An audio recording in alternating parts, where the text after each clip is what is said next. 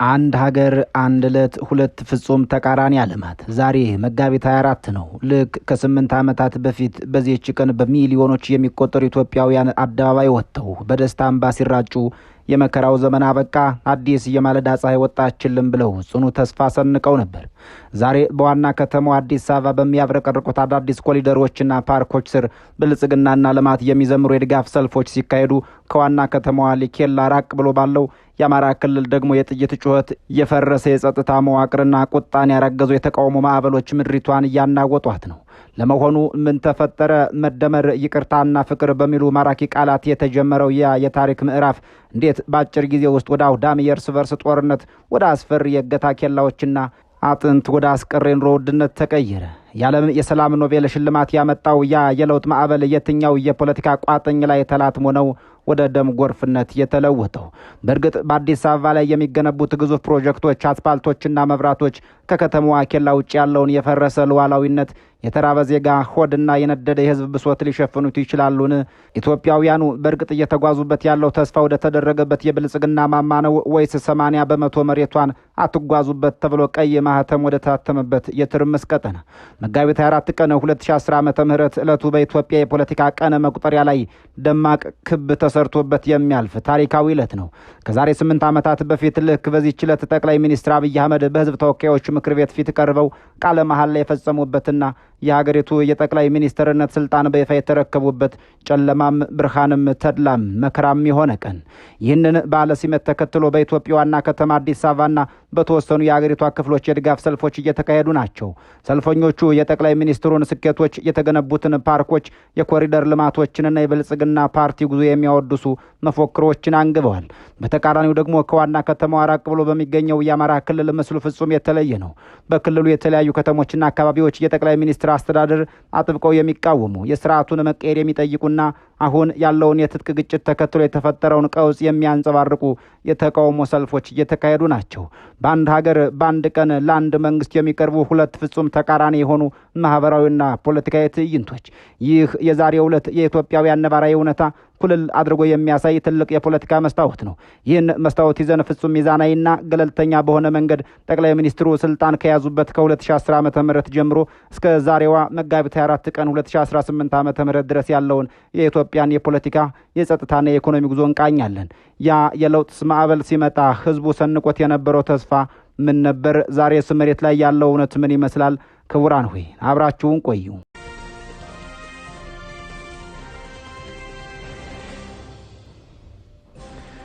ወደ ኋላ መለስ ብለን መጋቢት 4 ቀን 2010 ዓ.ም ስናስታውስ በኢትዮጵያ አዲስ የማለዳ ፀሐይ እየፈነጠቀላት ይመስል ነበር። ጠቅላይ ሚኒስትሩ በፓርላማ ያደረጉት የመክፈቻ ንግግር የብዙዎችን ልብ የሰረቀ፣ የተቆረጠውን የሀገር ተስፋ የቀጠለና የታመመውን የፖለቲካ ስነ ልቦና የፈወሰ ነበር። መደመር፣ ይቅርታ፣ ፍቅርና ሀገር በቀል እሳቤዎች በሚሉ ማራኪ ቃላት የታጀበው ያ ዘመን በሚሊዮኖች የሚቆጠሩ ኢትዮጵያውያንን በመስቀል አደባባይና በየክልሉ አደባባዮች አስወጥቶ አስጨፍሯል። በወቅቱ የተወሰዱት እርምጃዎችም ተስፋውን የሚያለመልሙ ነበሩ። የፖለቲካ እስረኞች ከየማረሚያ ቤቱ ተፈቱ። በሽብርተኝነት ተፈርጀው በውጭ ሀገር በስደት የነበሩ የፖለቲካ ድርጅቶችና ታጣቂ ኃይሎች ወደ ሀገር ቤት በክብር ገቡ። የመገናኛ ብዙሃን አፈና ተነሳ። ከጎረቤት ኤርትራ ጋር ለሁለት አስርት ዓመታት ዘልቆ የነበረው ልዝብ ፍጥጫ በአንድ ጀንበር ተፈቶ የሰላም ስምምነት ተፈረመ። ጠቅላይ ሚኒስትር አብይ አህመድም የዓለም የኖቤል የሰላምን ሽልማት እስከ መቀዳጀት ደረሱ። በዚያን ወቅት ኢትዮጵያውያን የነበራቸው ተስፋ ሀገሪቱ ከዴሞክራሲያዊ ሽግግር አልፋ የብልጽግና ተምሳሌት ትሆናለች የሚል ጽኑ እምነት ነበር። ነገር ግን የፖለቲካ ሂደት እንደታሰበው ሳይሆን እንደ ተጫዋቾቹ ፍላጎት የሚፈስ፣ ሲሻው ሰላም፣ ሲሻው ሽብር፣ ሲሻው ጥይት፣ ሲሻው ብዕር የሚያነሳ ክስተት ሆነ። ፖለቲካ እንዲያ ቁልቁል ብቻ እንደሚፈስ ወንዝ ገደልና ድንጋይ ያጋጥመዋል። ግን ጉዞውን አቅጣጫውን እየቀየረ ይቀጥላል። ጠቅላይ ሚኒስትሩ ያመጡት የለውጥ ማዕበል ብዙም ሳይቆይ ውስብስብ የሆኑ የሀገሪቱን መዋቅራዊ ችግሮች ፊት ለፊት መጋፈጥ ጀመረ። ያ የለውጥ ማዕበል መጋቢት 24 ቀን እንደ ጸደይ ጎርፍ ሲመጣ የሁሉንም ልብ አርሶ የተቆረጠውን ተስፋ ቀጥሎ የነበረ ቢሆንም ያ ስሜታዊነት ማዕበልም ከሀገሪቷ የዘመናት መዋቅራዊ ቋጥኞች ጋር ፊት ለፊት ሲላተም ጊዜ አልፈጀበትም። ጠቅላይ ሚኒስትሩ የፖለቲካ ምህዳሩን ለዲሞክራሲ ብለው ወለል አድርገው ሲከፍቱት በሩን ሰብሮ የገባው የሰለጠነ የፖለቲካ ክርክር ሳይሆን ለ30 ዓመታት በጉልበት ታፍኖ የነበረው አደገኛ የብሔር ጽንፈኝነትና የመሬት ይገባኛል ጥያቄ ነው። ማዕከላዊ መንግስት የጸጥታ መዋቅር ሲላላ በጌዲዮና ጉጂ እንዲሁም በሶማሌና ኦሮሚያ አዋሳኝ ድንበሮች ላይ በአንድ ጀንበር በሚሊዮን የሚቆጠሩ ኢትዮጵያውያን በብሔራቸው ምክንያት ብቻ ተፈናቅለው ሜዳ ላይ ሲወድቁ የለውጡ ማዕበል የመጀመሪያውን መዋቅራዊ ድንጋጤ መጋፈጥ ጀመረ። መንግስት አዲስ አበባ ላይ መደመርና ይቅርታ እያለ ሲሰብክ፣ ክልሎች በበኩላቸው ህገ መንግስታዊ ክፍተቱን በመጠቀም የየራሳቸውን ልዩ ኃይል ልክ እንደ ሉዓላዊ ሀገር መደበኛ ጦር እያስታጠቁ ጡንቻቸውን ማሳበጥ ጀመሩ። የዚህ መዋቅራዊ ስብራት ትልቁ ማሳያና ማዕበሉን ወደ ኋላ የመለሰው ክስተት የተፈጠረው ሰኔ 15 ቀን 2010 ዓመተ ምህረት ነው። በአንድ ጥቁር ምሽት የሀገሪቷ የጦር ኃይሎች ጠቅላይ ኤታማዦር ሹም ጀነራል ሰዓረ መኮንን አዲስ አበባ ላይ እንዲሁም የአማራ ክልል ፕሬዝዳንት ዶክተር አምባቸው መኮንን ከነ አመራሮቻቸው ባህር ዳር ላይ የደህንነት መዋቅሩን ሰብሮ በገቡ ታጣቂዎች ሲገደሉ የሀገሪቱ ተቋማት መሰረት ምን ያክል እንደተቦረቦረ ኩልል ብሎ ታየ። ያ ብቻ አልነበረም። የሲዳማ የክልልነት ጥያቄ ተከትሎም በሐዋሳ የፈሰሰው ደም የደቡብ ክልል ለሁለት ሲከፍለው የወልቃይትና የራያ የማንነት ጥያቄዎች እንደ ጊዜ ቦምብ ሲያንዣብቡ የቆዩት የመዋቅሩ ብልሽት ውጤቶች ነበሩ። ከሁሉ በላይ ደግሞ በሰኔ ወር 2012 ዓ.ም የድምፃዊ ሃጫሉ ሁንዴሳን ግድያ ተከትሎ በኦሮሚያና በአዲስ አበባ የፈነዳው ብሔር ተኮር ደም መፋሰስና የንብረት ውድመት ሀገሪቱ በምን ያክል ስስ የብሔር ፖለቲካ ሸረሪት ድር ላይ እንደቆመች በተጨባጭ አረጋገጠ። ይህ ሁሉ ተደምሮ የጠቅላይ ሚኒስትሩ ፍቅር፣ ይቅርታና መደመር የሚል ለስላሳና ስሜታዊ ትርክት እስከ አፍንጫው የታጠቀን የክልል ብሔርተኝነት በሕገ መንግስት የተደነገገን የወሰን ፖለቲካ ውጥረትና የፈረሰን የፍትህና የጸጥታ ተቋም ለመጠገን አቅም አነሰው። ያ መጋቢት 24 የተነሳው የለውጥ ማዕበል ከነዚህ ግዙፍ መዋቅራዊ ቋጥኞች ጋር ተጋጅቶ ወደ አረፋነትና ወደ ማያባራ የፖለቲካ ቀውስ ተቀየረ። መደመር የሚለው ጽንሰ ሀሳብ ከመፈክርነት አልፎ ተቋማዊ መሰረት መያዝ ሲያቅተው የፖለቲካ ምህዳሩ መጥበብ ጀመረ። የብሔር ፖለቲካው የፈጠረው መቃቃር፣ የክልል ልዩ ኃይሎች መበራከትና የፖለቲካ ልሂቃኑ አለመግባባት ሀገሪቱን ወደ ሌላ ዙሪት ከተታት። የመጀመሪያው ትልቁ ስብራት የተፈጠረው በሰሜኑ የሀገሪቷ ክፍል ነው።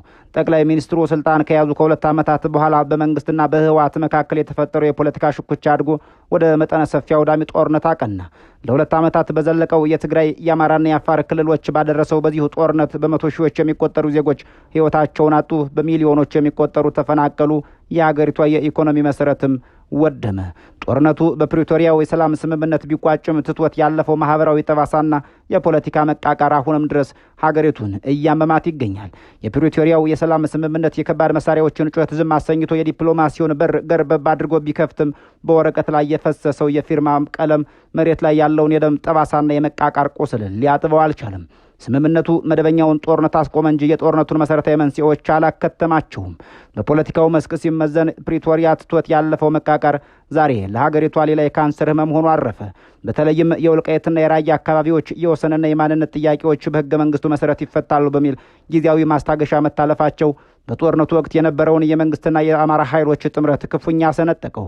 የትግራይ ታጣቂዎች ሙሉ በሙሉ ትጥቅ አለመፍታታቸው የሽግግር ፍትህ ወይም በፈረንጅ አግባብነቱ ትራንዚሽናል ጀስቲስ ሲሉት ነገር በተግባር መሬት ላይ አለመንካቱ እንዲሁም ከጦርነቱ ማግስት የአማራ ልዩ ኃይልን ለማፍረስ የተወሰደው እርምጃ ተደማምረው የፕሪቶሪያውን የሰላም ስምምነት ባቆመው ጦርነት ምትክ ዛሬ በአማራ ክልል ለሚታዩ አዲስና አውዳሚ የፋኖት የትጥቅ ግጭት ቀጥተኛ ማህፀን ሆኖ አገለገለ። ወደ ማህበራዊው ስብራት ስንወርድ ደግሞ እውነታው ይበልጥ የሚያም ሆኖ ይገኛል። ጦርነቱ ቆመ ተባለ እንጂ በጦርነቱ የፈሰሰው የመቶ ሺዎች ደምና በሚሊዮኖች የሚቆጠሩ ተፈናቃዮች የፈጠሩት የስነ ልቦና ጠባሳ አልዳንም። በትግራይ በአማራና በአፋር ክልሎች ውስጥ በአስከፊ የእርዳታ ጣቢያዎች አይዲፒኤስ የሚማቅቁት ወገኖች፣ የፈረሱት ሆስፒታሎችና ትምህርት ቤቶች እንዲሁም የተዘረፉት የኢኮኖሚ ተቋማት የጦርነቱ ህያው ምስክሮች ሆነው ዛሬም ድረስ ቆመዋል። ከሁሉም በላይ ግን የሀገሪቱን የደም ስር እያመማት ያለው በህዝቦች መካከል ለዘመናት ተገንብቶ የነበረው የማህበራዊ ትስስርና የመተማመን ድልድይ መፈራረሱ ነው። ጦርነቱ የዘራው የጥላቻ ትርክት፣ የጎረቤት ጥርጣሬና የቂም በቀል ስሜት የፕሪቶሪያው ስምምነት ከተፈረመ በኋላም በአቋራጭ ሊጠገን አልቻለም። የፕሪቶሪያው ስምምነት የጥይት ድምጽ ቢያጠፋም ጥይቱ የፈጠረው ማህበራዊ ጠባሳ ግን የፖለቲካ ክህደት ስሜት ግን ዛሬም ሀገሪቱን ከውስጥ እየበላት እያመማትና አዳዲስ ቀውሶችን እየወለደ ይገኛል። የፕሪቶሪያው ስምምነት የሰሜኑን ጦርነት ሲያረግብ ሰላም ይመጣል ብሎ የጠበቀው ህዝብ ሌላ አስደንጋጭ እውነት ውስጥ ወደቀ። ይኸውም በአማራ ክልል የተቀሰቀሰው አዲስ የትጥቅ መር ግጭት ነው።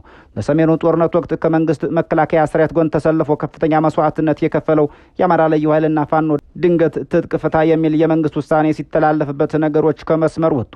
የአማራ ህዝብ የህልውናና የደህንነት ዋስትና አልተሰጠኝም፣ የተነጠቁ መሬቶች ጉዳይ እልባት ሲያገኝ ትጥቅ አልፈታም በሚል ተቃውሞ ፋኖ ወደ ጫካ ገባ። ዛሬ መጋቢት 24 በመላው የአማራ ክልል እየታየ ያለው የተቃውሞ የዚህ የተከማቸ ብሶትና የእምነት ማጣት ውጤት ነው የሚሉት አንድ ፖለቲከኛ መንግስት የህግ ማስከበር ብሎ የጀመረው ዘመቻ ክልሉን ወደ ሙሉ ጦርነት ቀጠናነት ቀይሮታል ይላሉ። ፋኖ የክልሉን ሰፊ የገጠር ክፍል ተቆጣጥሮ የህዝቡን ስነ ልቦና ገዝቶ ከመንግስት ጋር ፊት ለፊት እየተዋጋ ነው የሚሉት እኒሁ ሊቅ የመንግስት መዋቅር በበርካታ የክልሉ አካባቢዎች ፈርሷል በማለት ያክላሉ። ህዝቡ በጦርነት በመሰረተ ልማት ውድመትና በማህበራዊ መስተጋብር መቋረጥ ከፍተኛ ስቃይ ውስጥ ይገኛል።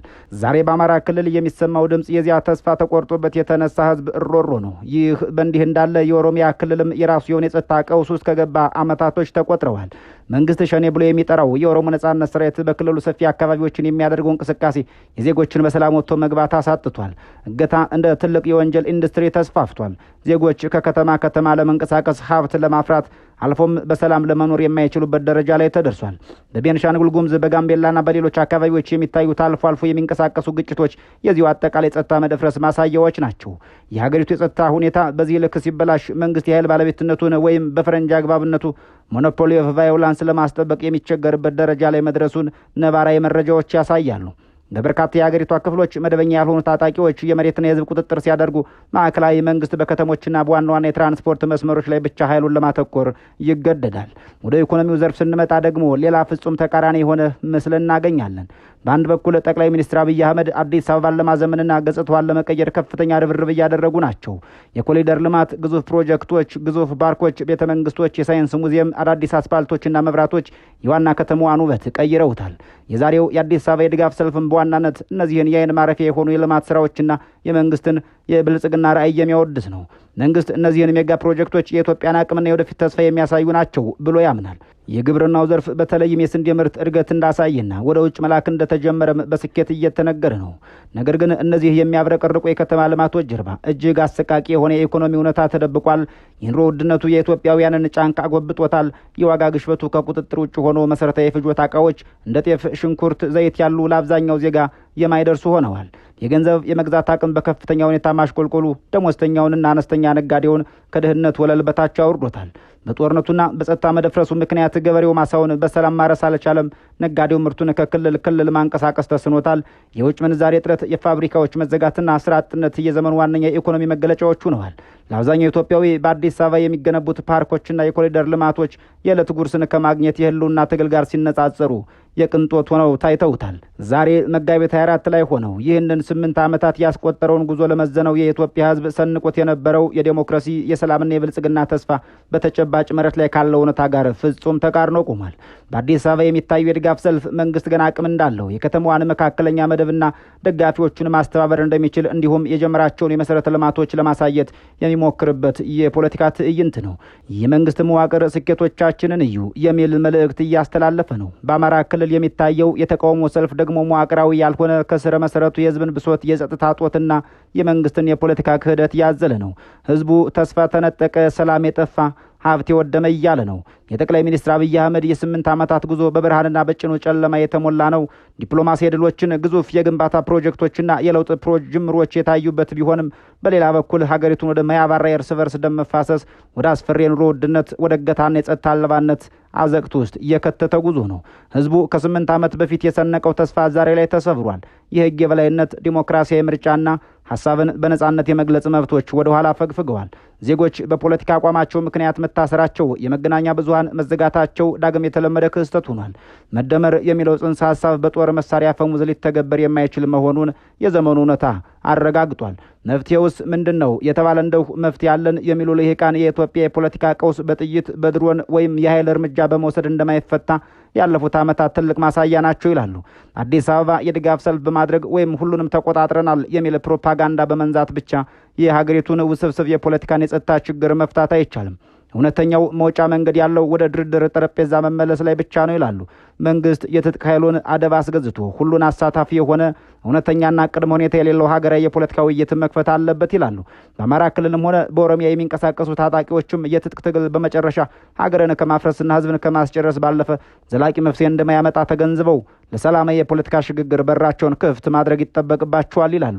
ዛሬ መጋቢት 24 ቀን ነው። ከ8 ዓመታት በፊት በጭብጨባና በእንባ የተጀመረው ጉዞ ዛሬ በድጋፍና በተቃውሞ ሰልፎች ተከብሮ ውሏል።